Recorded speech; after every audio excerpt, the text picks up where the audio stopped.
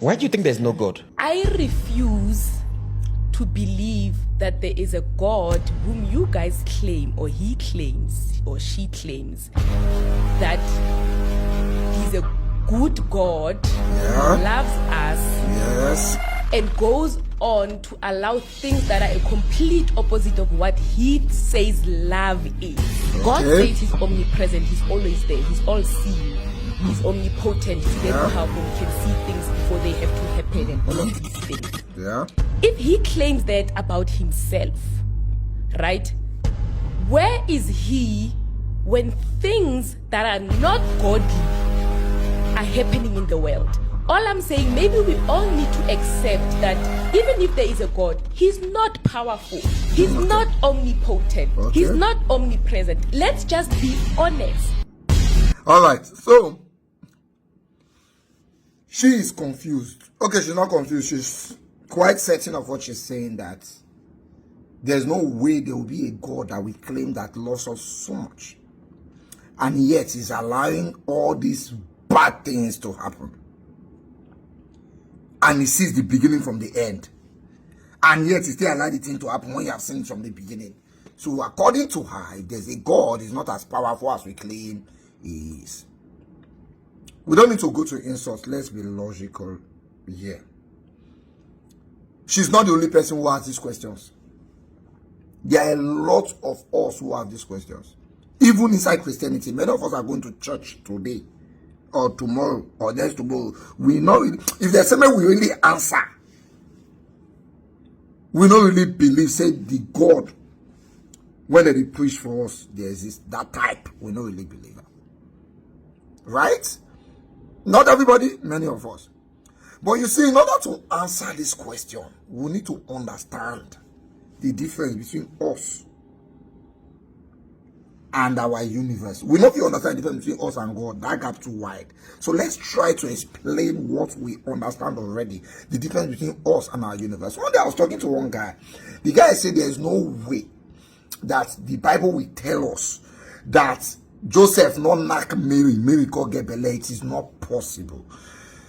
We try to use our logic to explain God, but our logic does not exist compared to who God is. So let's even leave God out of the equation. Let's assume that this girl or this lady is asking the earth that question. Leave God. We are not qualified. Just leave God. Let's assume that she's asking the earth that question. Do we need to understand how old man is and how old the earth is for us to now understand if the earth decides to answer us, whether we go understand that, whether we get brain rich to understand, supposing we are asking the earth. How old is the earth? The earth is 4,543,000,000 years old. 4,543,000,000 years old. How old is man inside the earth from Adam till today? Scientific facts prove that man has only existed for about 300,000 years.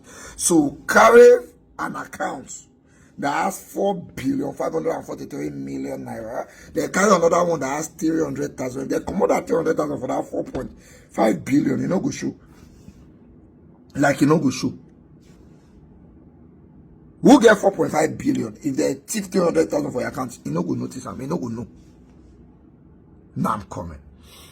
Let's compress the earth to the age of 100 years old man.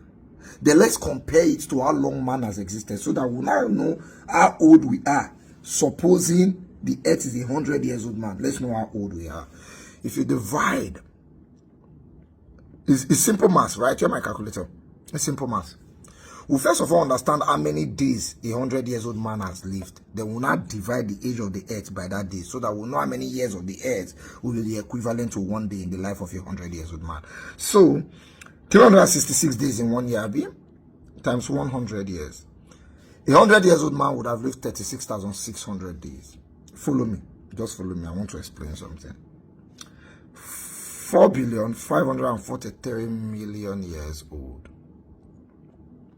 divided by 36,600 For you to achieve a day in the life of the earth, supposing the earth is 100 years old man, would have need to live 124,000 years, 125. 124,125 years. Now we will need to live for us to achieve one day in the life of the earth, supposing the earth is 100 years old man. Man has only lived 300,000 years. Not we, the woman has only lived 300,000 years. So if you calculate it, man existing in the earth, supposing the earth is 100 years old man, we are just about 2 days and a few months. We never ever reach 2.5. So yeah, is supposing that the old man can't exist, and I ask this question. Supposing not just this lady, here is a 2 days old child asking his great grandfather of 100 years, why did you let the nurse shook me injection in the hospital and allow me suffer? If that 100 years old man explained to the 2 days old child, will he understand that he was born with jaundice and they need to take his sample to do tests to treat him? Will a 2 days old child understand?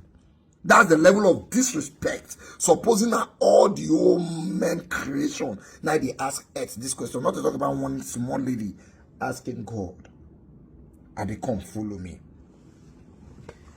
Even at 10 years, I could not understand why my mother was paying school fee for me to go to a school that they will flog me. Then when I can't do small thing, when I reach out, or still beats me. As far as I was concerned, my mother was a winch. It took me to my 20s for me to even understand why my mom was disciplining me.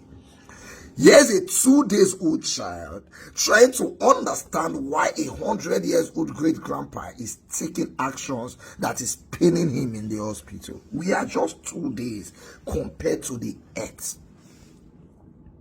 Now let me tell you how tiny the earth is, because now they say this earth is big. Because now they find visa, go America, go London, and they say the earth big. How many of you know that the sun is a star? Yeah, the sun is a star. It's just the closest star to us. That's why it's shining like fire. The other stars are so far. Nothing existing on earth have reached there before. The closest we can see, the closest star we can see is the sun. The sun will take 1.3 million of our earth. If you carry our earth 1.3 million, it will enter the sun. That one sun. Amongst the stars, the sun is one of the smallest. It is said that the sun is like a mouse, small rat, compared to other stars. And yet, that small mouse will take 1.3 million of our earth. Now, let's proceed. We have a star called Stevenson. Stevenson will take 8 million of the sun. So if you decide to put the earth into Stevenson, we're talking about 8 million times 1.3 million of the earth will enter one star. We never have reached God, though. We still this star. May you know the thing where they ask God questions. So 1.3 million of the earth times 8 million will enter one star.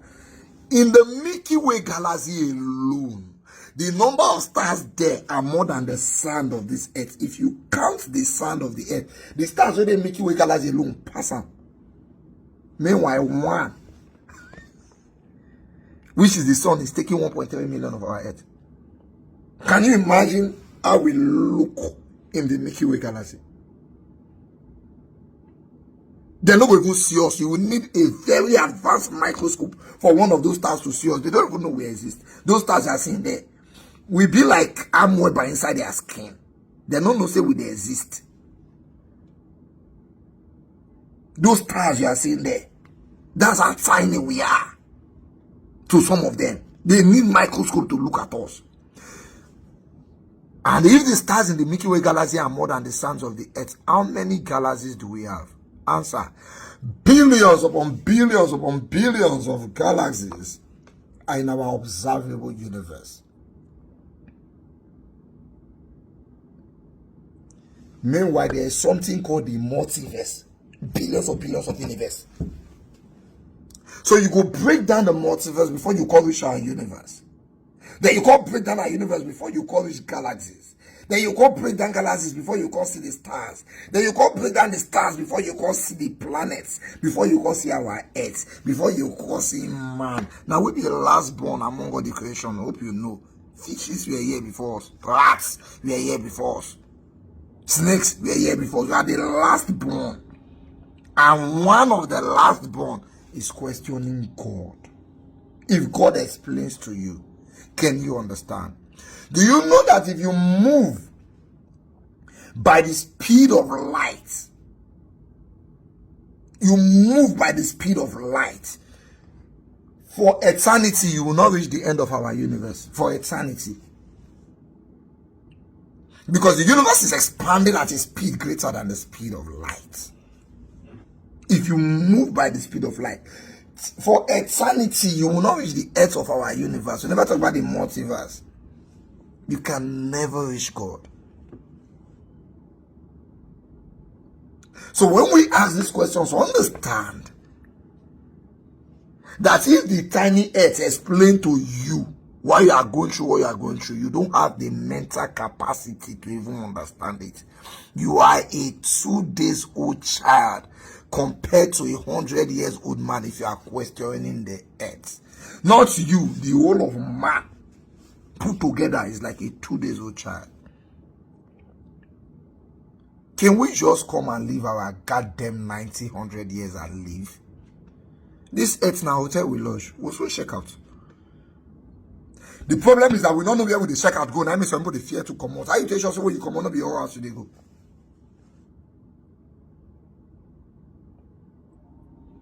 But because we don't know what is in front of us and we don't know where we are coming from, we tend to not want to live where we are now. But if you understand the power of creation, you will believe that everything God is doing is for your good. I call it the dangerous level of faith.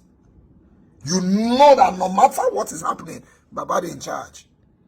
And when you understand the power of this creation, not a fellow man or money or motor or sickness you would fear.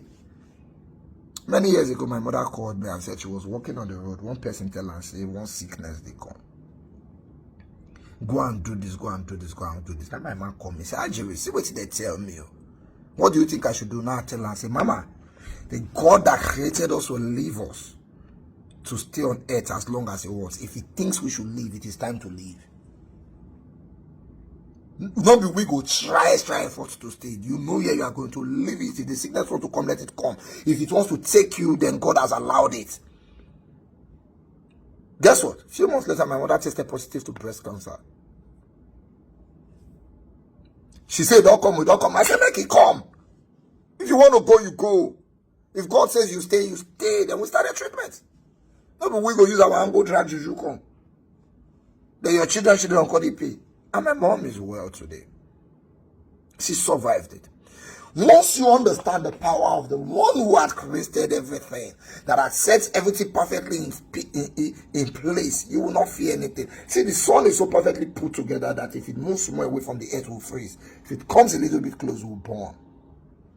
And you are saying that the God that set that up is not powerful enough. It is so disrespectful. Disrespect is not a word. There's no word that exists that can explain the level of insult that is where we challenge God. We're trying to use this our small thing in our brain to understand the power of the one who has set everything in motion. Not triumph. Just live your life. Live your life. Be a good person. Love your God. Love your family. Defend your country. Protect your children. Create your business, drive cars if God give you, fly planes if God give you, walk if God give you, and by the end of the day, leave the earth. You never even know where they go.